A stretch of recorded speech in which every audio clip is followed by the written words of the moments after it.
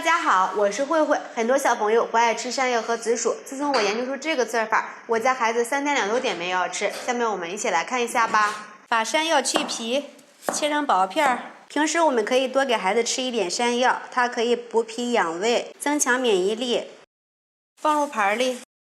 紫薯去皮，切成薄片儿。紫薯中含有丰富的膳食纤维，可以润肠通便、延缓衰老、美容养颜，而且怎么吃也不长肉。都放入蒸屉里面，盖上盖子，大火蒸熟。现在已经蒸好了，打开盖子，把它取出来，直接把山药倒入一个大碗里，给它压成泥。捣成泥之后，放入1勺淀粉，半勺小麦淀粉，用筷子搅拌一下，下手给它揉成面团，最后揉成一个软硬适中的面团，像这样就行了。放在案板上，直接搓成长条，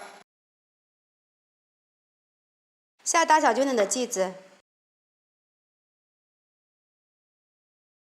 取一个剂子搓成圆球，用大拇手指头给它按压一个小窝，再把边缘捏薄，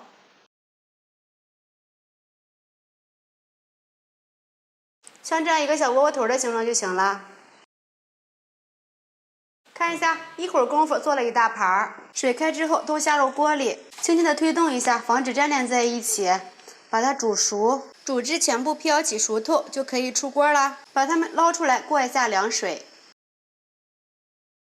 把紫薯取出来，用叉子碾碎，把它们也都团成小球。这样就行了，把它放在山药窝窝头中间，给它压实，这样就可以了。锅中倒入小半碗的清水，放入2勺白糖，适量的番茄酱，搅拌均匀。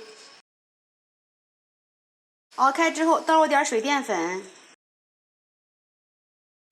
熬至汤汁浓稠，倒入我们的山药紫薯窝窝，快速的搅拌均匀，沾裹上料汁就行了。